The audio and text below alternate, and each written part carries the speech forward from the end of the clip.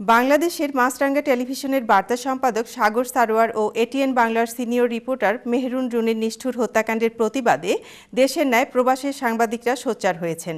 রবিবার লন্ডনে কর্মরত বিভিন্ন প্রিন্ট ও ইলেকট্রনিক মিডিয়ার সাংবাদিকরা মিছিল ও সমাবেশ করে দাবি জানিয়েছে এই ঘটনার সুষ্ঠু তদন্ত ও বিচারের। আর মুরাদকে সাথে নিয়ে ইব্রাহিম খলিলের রিপোর্ট। সাগর সারোয়ার ও মেহেরুন রুনি সৎ, মেধাবী ও নির্লোভ সাংবাদিক দম্পতি। বাংলাদেশে এমন প্রতিভাবান দম্পতি আর কয়টি আছে সেটা হয়তো কারো জানা নেই, কিন্তু তাদের এই নির্মম পরিণতি মেনে নিতে পারছেন না কোনো বিবেকবান মানুষ। এই বর্বর হত্যাকাণ্ডের ঘটনায় শুধু বাংলাদেশে নয়, গভীর শোকের ছায়া নেমে এসেছে বিলিতির বাংলা মিডিয়াতেও। তাই হত্যাকাণ্ডের প্রতিবাদে রবিবার দুপুরে লন্ডনের ইলেকট্রনিক্স মিডিয়া কর্মরত সাংবাদিকদের উদ্যোগে এক প্রতিবাদ র্যালি ও সমাবেশের আয়োজন করা হয়। বাংলাদেশ সরকার যাতে অনাবাসী মানুষের, এই সাগরও দেশের বাইরে ছিলেন, উনি ফিরে গেছেন দেশে, এবং দেশের ভেতরের মানুষের যাতে তার সরকারের উপর আস্থা ফেরত আসে, তার জন্য যে কথা ওনারা বলেছেন, 48 ঘন্টা বলুন, 32 ঘন্টা বলুন, যাই বলুন না কেন, তার মধ্যে কিন্তু অপরাধীকে তুলে আনতেই হবে সামনে। ইতোমধ্যে 48 ঘন্টা পেরিয়ে গেছে, আমরা কোনো আসামি গ্রেপ্তার হতে দেখিনি। স্বরাষ্ট্রমন্ত্রীর বক্তব্য থেকে আমাদের আশ্বস্ত হয়ে বসে থাকার কোনো সুযোগ নেই, আমাদেরকে আমাদের কাজ চালিয়ে যেতে হবে।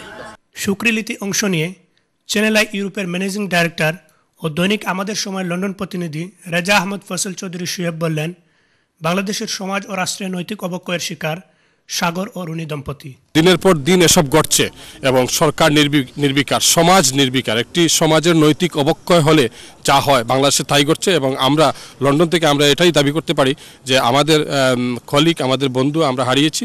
আমরা আর কোনো মৃত্যু সংবাদ আমরা শুনতে চাই না এবং আর কাউকে আমরা হারাতে চাই না। এ সময় নিহত দম্পতির একমাত্র অসহায় সন্তানের ভবিষ্যৎ নিরাপত্তা নিয়ে কথা বললেন দৈনিক আমার দেশের লন্ডন প্রতিনিধি ব্যারিস্টার তারেক চৌধুরী।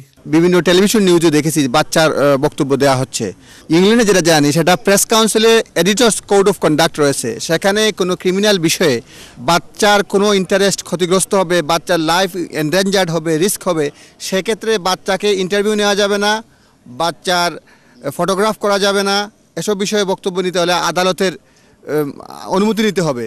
কেউ কোড মানছে না। আর এই বাচ্চা যে ভবিষ্যতে কোনো ধরনের এই বক্তব্যের জের ধরে কোনো ধরনের ক্রিমিনাল অফেন্সের ভিকটিম হবে না, তার কি গ্যারান্টি আছে? পূর্ব লন্ডনের আলতাবালি পার্কের এই প্রতিবাদ সমাবেশে প্রায় 1/2 শতাধিক সংবাদকর্মীর দাবি ছিল হত্যাকাণ্ডের সুষ্ঠু তদন্ত ও দ্রুত বিচারের, যাতে আর কোনো সংবাদকর্মীকে এমন নৃশংস ও বর্বরতার শিকার না হতে হয়। শুধু সাগর এবং মেহেরুন রুনি নয়, বাংলাদেশের প্রতিটি মানুষের স্বাভাবিক মৃত্যুর গ্যারান্টি চেয়েছেন প্রবাসী সাংবাদিকরা।